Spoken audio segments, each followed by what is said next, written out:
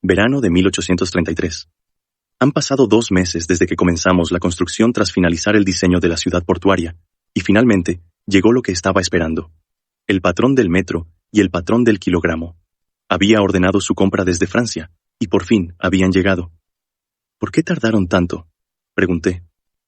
Sabía que no llegarían durante el diseño, pero esperaba que estuvieran aquí antes de comenzar la construcción en serio. Quería corregir todos los planos utilizando el sistema métrico antes de empezar la obra. El retraso hizo imposible tener a miles de trabajadores esperando, así que tuvimos que empezar la construcción sin ellos. El retraso fue porque solo hay un patrón original de platino, así que nos llevó tiempo hacer las copias. Lo siento mucho, Alteza. Ya veo. No te preocupes. Tiene sentido. Pensé que habría al menos una copia disponible, pero al parecer no era así. Aunque podría haber usado barras y cilindros de hierro sin ningún problema, quería tenerlos de platino. El platino es químicamente muy estable, y no se deforma, ni se corroe con el tiempo. Por eso, Francia lo usó para crear los patrones de medida, y tiene un gran valor simbólico. Hoy en día, estos estándares físicos ya no se utilizan. Desde 2019, el kilogramo se define en función de la constante de Planck, y el metro en relación con la velocidad de la luz. Pero eso solo hace que estos objetos tengan más valor histórico. Introducir el sistema métrico es un logro significativo, y poder mostrar esos patrones físicos como símbolo de ese cambio tiene un gran valor. Algún día acabarán en un museo. Exhibir estos patrones de platino traídos de Francia será mucho más impresionante que simplemente mostrar trozos de hierro. De todos modos, has hecho un gran trabajo. Me aseguraré de que recibas una compensación adicional, capitán.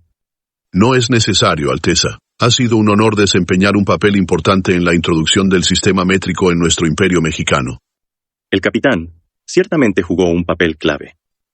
Cuando propuse a mi padre la introducción del sistema métrico, insistí en que se enviara una fragata para evitar posibles incidentes como los que ocurrieron en la historia original de Estados Unidos.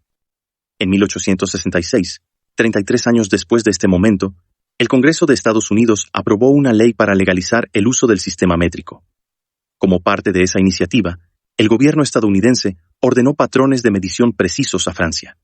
Sin embargo, el barco que transportaba esos patrones se hundió en el Caribe. Se rumorea que fue hundido por un corsario británico. Este incidente contribuyó a que el sistema imperial de medidas, el maldito sistema de yardas y libras, no desapareciera por completo en Estados Unidos. Aunque Estados Unidos finalmente recibió los patrones, eso no ocurrió hasta 1889, 23 años después. Es solo una suposición, pero si Estados Unidos hubiera recibido los patrones correctamente en 1866, tal vez habrían adoptado el sistema métrico. Para evitar una tragedia similar, envié una fragata con los patrones y, afortunadamente, todo llegó bien. Aunque el capitán rechazaba el reconocimiento, tenía la intención de recomendar a mi padre que lo promoviera y le otorgara una recompensa considerable. No estoy seguro de si obtendrá la promoción, pero al menos le darán una buena recompensa. Ahora, ¿qué hacer con esto? Había un patrón de metro y un patrón de kilogramo de platino, y 3 de hierro para cada uno. Envía los de platino a Ciudad de México. Los de hierro deben enviarse uno a Ciudad de México, otro a Las Truchas, y mantén uno aquí para su uso. Sí, Alteza. También incluí una carta dirigida a Lock Maquinaria Precisa, solicitando que hicieran copias precisas de los patrones de hierro. Después de despedir al capitán, convoqué a los arquitectos. Es mejor implementarlo de inmediato. Si no presiono activamente, la implementación de este nuevo sistema de medidas podría demorarse indefinidamente. Habrá algunas quejas, pero lo seguiré adelante. ¿Ven esto?, dije, mostrándoles los patrones recién llegados. Sí, Alteza. Parece una barra y un cilindro de hierro. ¿Para qué se usan?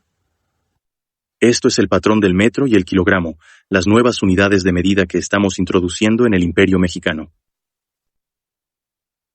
Vaya, es sorprendente ver algo tan tangible. El sistema de yardas y libras siempre me ha parecido un tanto improvisado. El sistema de yardas y libras nunca tuvo un patrón estándar claro, aunque tanto el Reino Unido como Estados Unidos hicieron esfuerzos por estandarizarlo a mediados y finales del siglo XIX, no lo lograron por completo, y aún existen variaciones regionales. En México, los sistemas de medida también varían de una región a otra.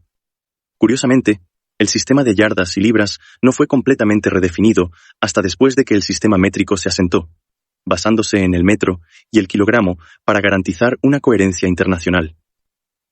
En este momento, apenas hay esfuerzos de estandarización a nivel global. Cada país sigue sus propias reglas. A partir de ahora, todas las longitudes, pesos, volúmenes y masas del Imperio Mexicano se definirán según este sistema métrico. Por supuesto, también lo aplicaremos en las obras de construcción. Alteza. Aunque tener un estándar claro es beneficioso, creo que al principio causará bastante confusión. A los obreros de la construcción ya les cuesta manejar el sistema de yardas y libras. Uno de los arquitectos principales tocó un tema relevante. Los obreros en Veracruz provienen de haciendas en la península de Yucatán, donde han pasado toda su vida trabajando en el campo. Muchos de ellos ni siquiera entienden bien el sistema de yardas y libras, por lo que ya los estábamos capacitando en él. El sistema métrico es mucho más sencillo para hacer cálculos. Es probable que la formación de los trabajadores sea más rápida. Les enseñaré cómo hacer los cálculos. Presten atención. Les expliqué el sistema métrico y su facilidad para calcular. Esto es mucho más simple, Alteza. Creo que aprenderán más rápido de lo que imaginaba. Después de lidiar con unidades como una milla igual a 1760 yardas, una yarda igual a 3 pies, un pie igual a 12 pulgadas, ver algo tan claro como un kilómetro igual a 1000 metros, un metro igual a 100 centímetros, un centímetro igual a 10 milímetros debe ser un alivio. Llevo más de 10 años luchando con el sistema de yardas y libras, y cada vez que lo usaba, sentía una profunda incomodidad.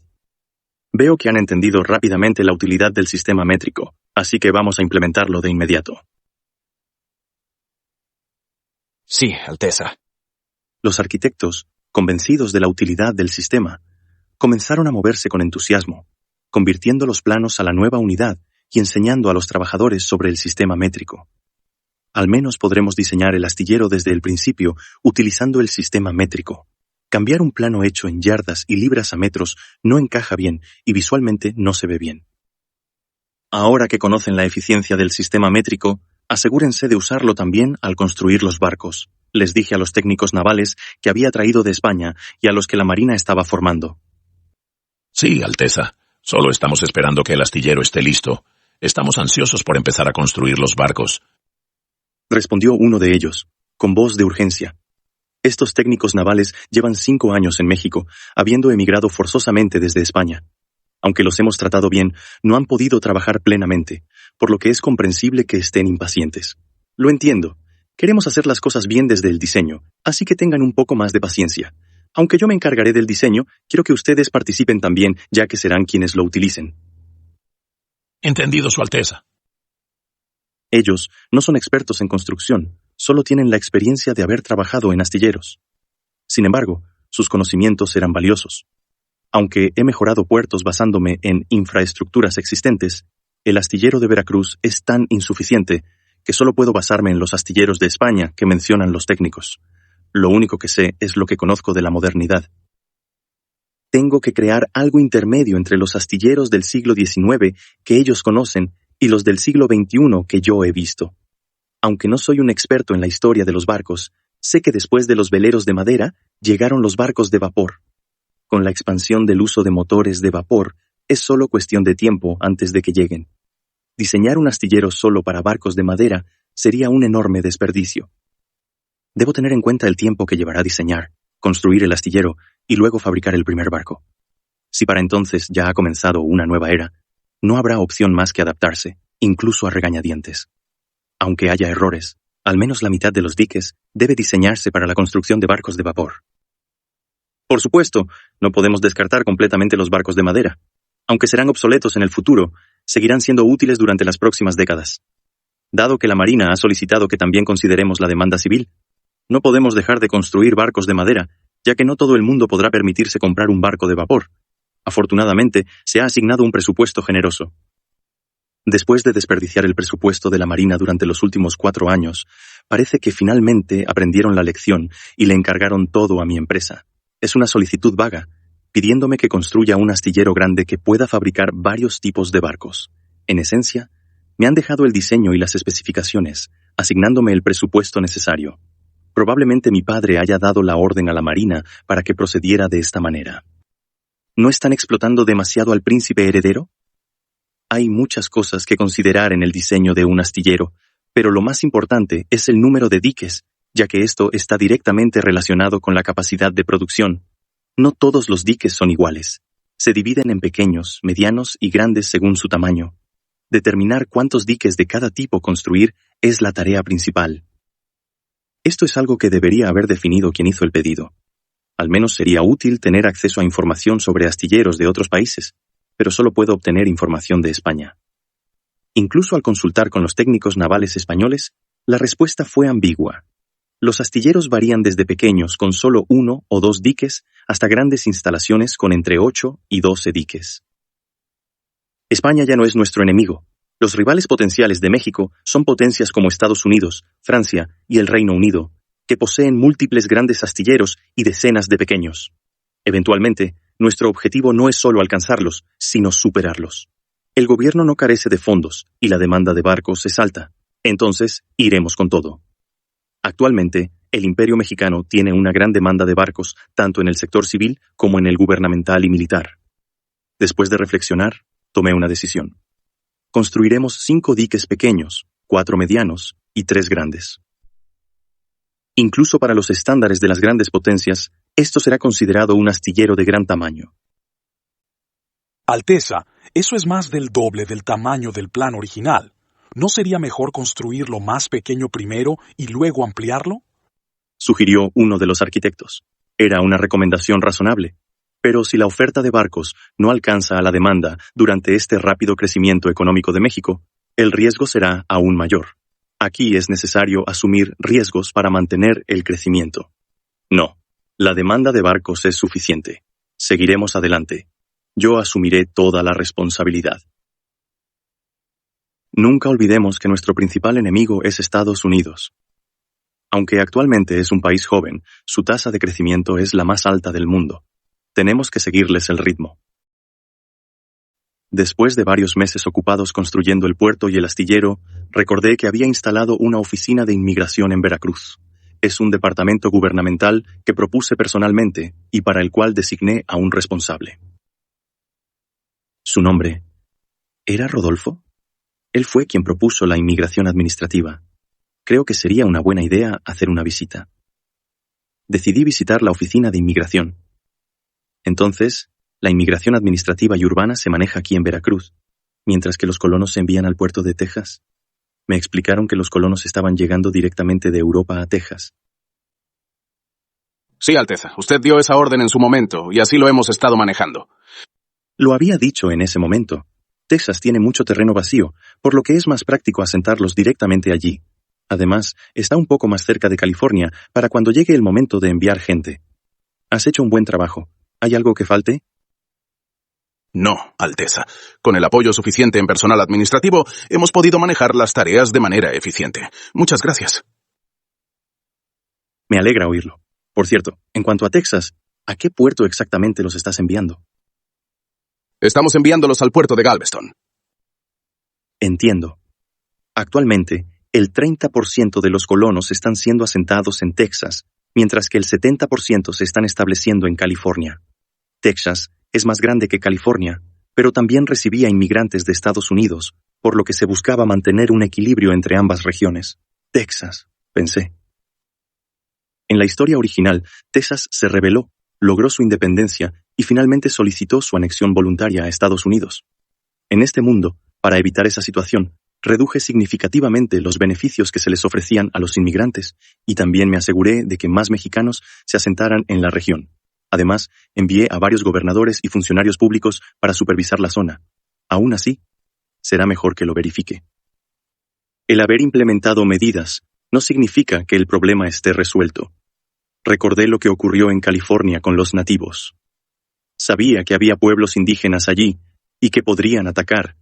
Así que había enviado soldados para proteger cada asentamiento y establecido oficinas de Ríos Express con guardias en cada pueblo. Pero cometí el error de subestimar el tamaño de la población indígena. Pensé en términos del futuro, sin verificar la realidad de los datos en ese momento. Aunque he tomado medidas en Texas, ¿quién sabe si habrá surgido otro problema? En el caso de los Chumash en California, Me enteré cuando ya habían ocurrido varios incidentes pequeños. Aunque actué rápidamente, lo hice después de que estallara un problema mayor. Para evitar esto, debo actuar de manera preventiva. Necesito una organización de inteligencia. Una organización que recopile y organice información de manera sistemática para luego informarme de manera oportuna. El problema es que el Imperio Mexicano no tiene una institución como esa, y parece que también tendré que crearla. Para eso, necesitaré encontrar personas capacitadas, lo cual será un desafío. Para la administración o la ingeniería, puedo encontrar personas con la formación adecuada, pero ¿y para una organización de inteligencia? Ahora que lo pienso, había algunos que hicieron algo parecido durante la guerra con España. Hubo oficiales de la Marina del Imperio Mexicano que se infiltraron en los puertos de Cuba para recopilar información sobre el ejército español. En ese momento, el Imperio Mexicano no tenía ningún barco de guerra, así que aquellos oficiales, prácticamente desempleados, fueron asignados a esa tarea. Uno de ellos desapareció, si mal no recuerdo. Qué lástima. Supongo que tendré que empezar con el que queda. Él será el punto de partida de lo que se convertirá en los ojos y oídos del Imperio Mexicano, la futura organización de inteligencia.